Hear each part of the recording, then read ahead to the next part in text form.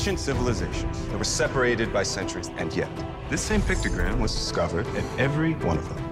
They're smiling. I think they want us to come and find them. We're all here because of a map you two kids found in a cave. Not a map, an invitation.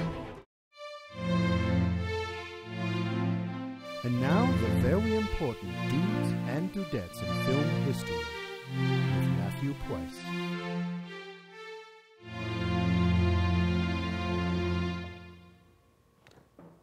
Welcome to another very important Dudes and Dudettes in Film History.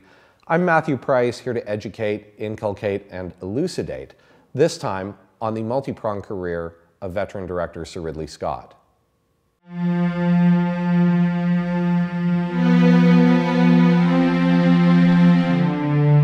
Scott has worked in almost every available genre, from sword and sandal epics to small comedies, everything in between.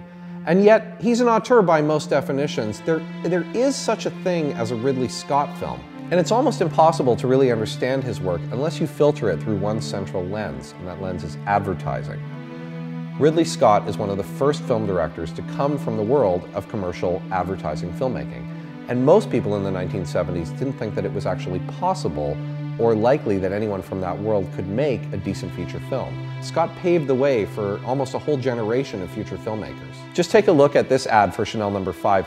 There is a ridiculous sense of iconography at play here, from the way Carol Bouquet looks, the car she's in, the old man she kisses.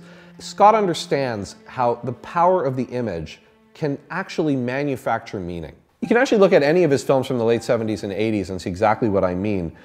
Movies like The Duelists, Blade Runner, Someone to Watch Over Me, they're all good films, but they're also pretty with a capital P. Even a movie that he produced, like The Hunger, really just still looks like a perfume ad.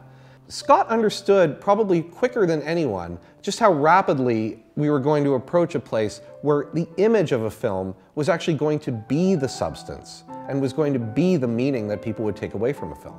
And Sir Ridley often paid the price with both critics and audiences who just couldn't understand that what they were seeing was the future of filmmaking, a place where the image would replace the word. Even a really beloved film like Blade Runner was actually a flop on its initial release, especially considering it had the biggest star in the world in it, in Harrison Ford, and came out in 1982. One critic called it Blade Crawler, and another one dubbed it science fiction pornography. The movie just didn't connect to the larger audience. Scott took the defeats and then spent the 90s wandering around trying to figure out what he was good at. Occasionally he'd make something as good as Thelma and Louise, but most of the time there were films like 1492, White Squall, G.I. Jane, not things that really connected with an audience, but at the same time he was finding his voice and trying to figure out how he was going to reconnect. But then, with Gladiator, Scott really found his directorial voice. Now look, I don't personally love the story of Maximus, but a lot of people did really like it. I'd really have to be some kind of idiot not to acknowledge that the movie just reeks of self-confidence and bravado. It connected to larger audiences, it put Scott onto the A-list for directors, and he really cemented his place there with Black Hawk Down and Hannibal. He also found his De Niro on that film, Russell Crowe, the actor he's worked with more than any other. They've actually made 5 films together, 2 period action films, a drama, a thriller, and a quirky little comedy.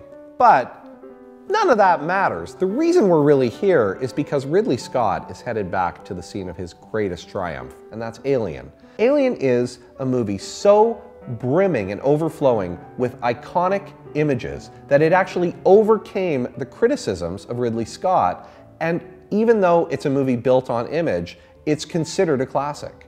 It's the ultimate horror science fiction mashup. Now, Scott has a new film coming out called Prometheus. I believe the kids today call it a prequel. And in this prequel, he's going to show us all of the events that came before Alien and really led up to some of the most... Oh, I'm being told I can't say anymore. The power of the moving image has really evolved over time, and the trend away from words and towards pictures has been inexorable. Sir Ridley Scott has really helped move that transition along, and I, for one, am very much looking forward to seeing where he takes us next. His new film Prometheus opens on June the 8th. In the meantime, I'm Matthew Price. You can find me on Twitter or at mamo.ca.